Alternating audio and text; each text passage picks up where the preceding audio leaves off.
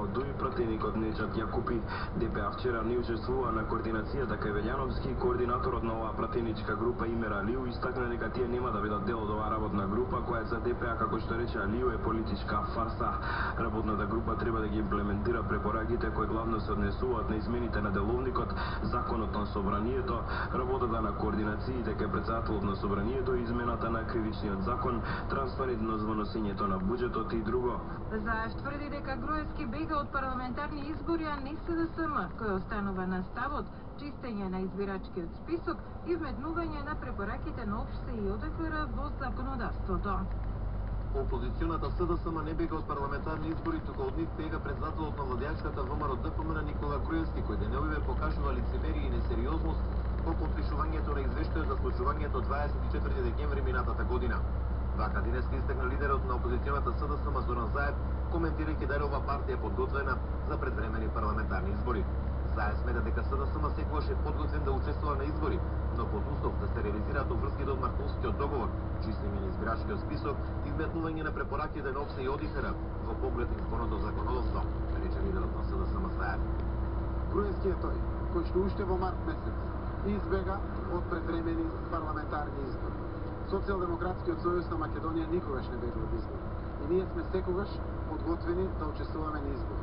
Но потенцирам, никогаш повеќе нема да дозволиме организирање на уште едни криминални избори. Затоа го повикувам Груевски да директно, неформално, туку суштински, заедно со опозицијата и пред се со институциите на системот, се вклучат во исчистување на избирачкиот список до крај и вградување на сите препораки од ОПСТ и ОДХР во изборното законодавство. Тоа е исто така препорака од Мартовскиот договор, наша обврска како земја.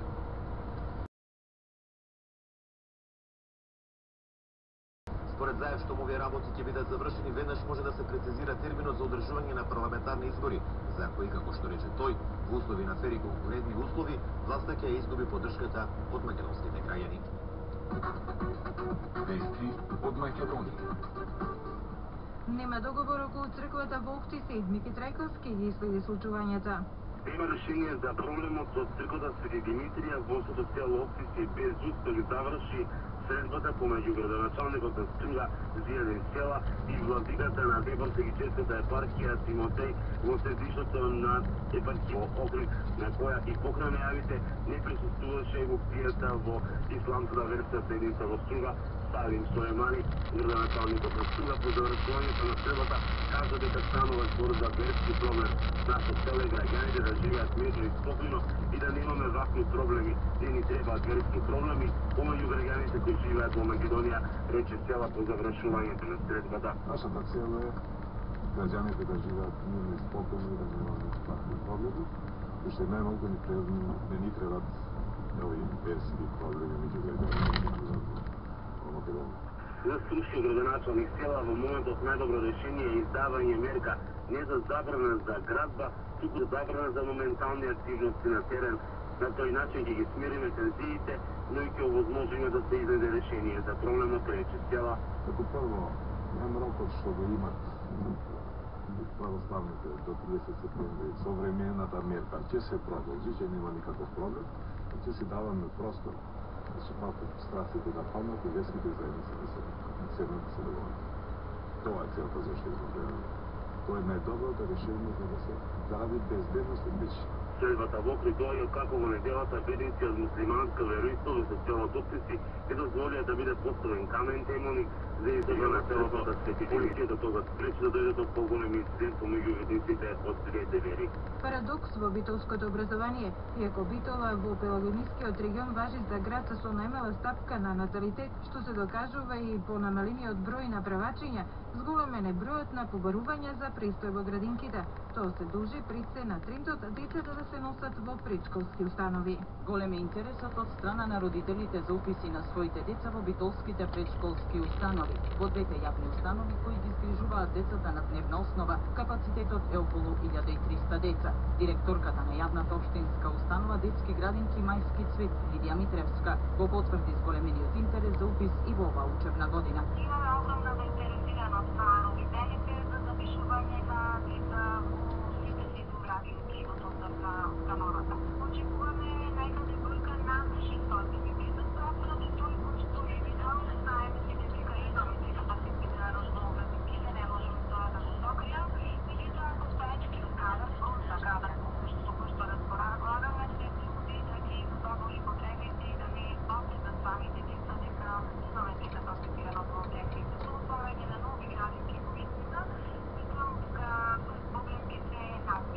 Освен во градот, во голема мерка е пораснат интересот за градинки во околните рурални населени места. Работиме на 3 објекти за градинките. Работи за една градинка во Долно Ризари, за една градинка во Кравари и во централното градско подрачје. И се надевам дека уште оваа година ќе можат дел од родителите своите дечиња да ги носат и во овие објекти.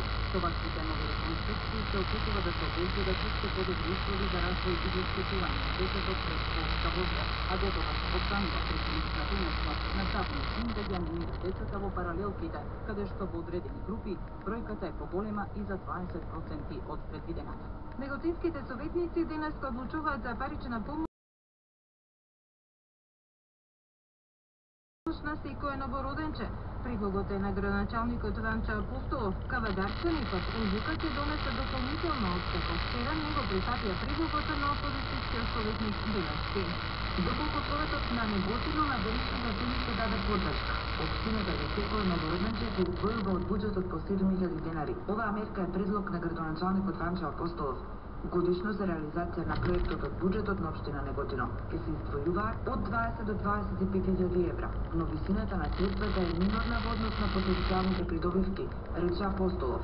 Значи, секогаш кога ќе добие семејството ново родено дете, секогаш ќе добие по 7.000 денари без разлика, одлуката важи од денот на донесување до натаму. Тој апелираше и до останатите градоначалници да донесат ваква или слична одлука. Вчера и советникот од опозицијската СДСМ во Советот на Кавадарци, Горан Белевски, побарал да биде ставена точка на дневен ред на седмицата и да биде донесена одлука за еднократна парична помош од по 6.000 денари за секое новороденче во Кавадарци. Мнозинството во Советот не ја поддржало, со образложение дека треба да се види дали буџетот може да ја издржи финансиската помош. На седмицата било речено штом тоа се провери, тогаш ќе можело да се планира точката да се најде на дневен ред на наредната седмица. На ова Белевски реагирал со тоа што прашал дали не сакаат да го стават предлогот на дневен ред бидејќи доаѓа од советник на опозицијата. Вандализам на манастирот во Каменичка Дулица. Наместо молитви, клетви го красат манастирот во Каменичка Дулица. Фасадата на малиот манастир посветен на Свети Ѓорѓи и бојното поле каде лично се пресметуваат едни жители со други. Пабелата фасада на манастирот, кој гордо се издига над Дулица, е поцрнета со графити изгребани со нож. Ова сквернавање на верскиот објект се повторува веќе 5 години, вели Мире Колевски, председател на местната Секоја година во Кречеш, носам од тука света ангажиран во Кречеш, прокараме соборно 8 мај, они после пак напишува. Жителите згрозени од овој чин на сквернавање на манастирот, кој го изградиле двајца супружници од селото во 70-тите години. Па да, вратото беше затворено, сега пред неколку време гледам скршено, го изваден. Колку години се пишува таму околу него? Тоа е претерано. Човек се за него не пишено таму. Пријавува, например, и у полиција и таму, и онаму, ништо не се пишува. Тај што го пишува, тај нема христијанска вера, не. Тај е некоја, не знам каква вера. Архиерейскиот наместник во Брегалничката епархија Атанас Поповски го осуди овој вандализам. Апел до самите верници од селото Дулица, до самите христијани таму, е да не го прават тоа на црквата. Ако си има некои фамилиарни недоразбирање, нека ги подсредат, а црквата на себе ќе им прости за тоа што го има направено. Бог е со сите. Дали овој апел на свештениците конечно ќе го разберат вандалите кои го наградуваат единствениот верски објект во Дулица. Економија. Битолските земјоделци на јавниот повик за користење на средствата од ИПАРД програмата 2007-2013, досега во Битолскиот регион најголем интерес покажале за набавка на земјоделска механизација. Како што информираат од Агенцијата за поттикнување на развојот на земјоделството во Битола, земјоделците особено покажале интерес за подмерките овоштарство и градинарство. За разлика од минатата година, оваа година е видно големи интерес за аплицирање по ИПАРД програмата, пред се заради можноста за набавка на трактори и приклучна механизација.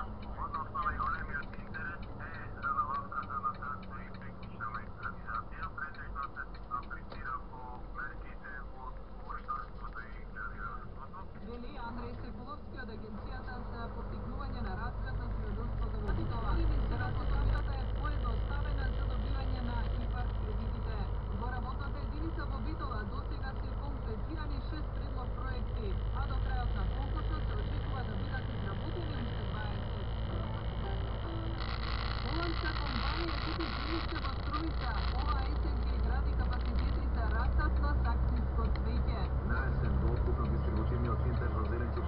хрватската компанија Агрокор ќе никнат капацитети за производство на саксиско цвеќе.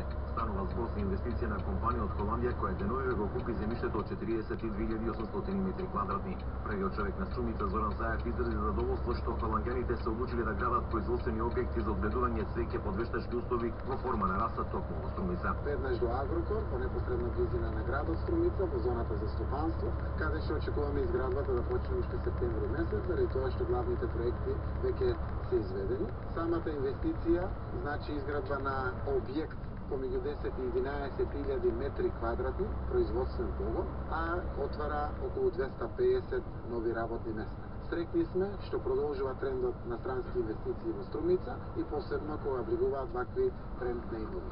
Заев денеска најави дека завршува процедурата за урбанизација на останатите парцели од оваа индустријска зона кои ќе бидат наменети за стопански производствени капацитети од мал обем. Завршува процедурата на урбанизација на нова индустријска зона, која што се однесува на стопански производствени капацитети од мал обем. Се работи за урбанизација на 350.000 метри квадратни, со кои што 120.000 метри квадратни се државно земјиште, кое што ги управува Општина Струмица и представува одлична можност на веќе најавените заинтересирани домашни странски субјекти за изградба на вакви мали производствени погони. Новите инвестиции ќе бидат во функција на локалниот економски развој, но и докажување дека локалните самоуправи можат многу побрзо да привлечат домашни странски инвестиции. Јавниот долг на земја 1 јули бележи намалување и сега изнесува 33,6% од вредноста на бруто домашниот производ, покажуваат податоците на Министерството за финансии.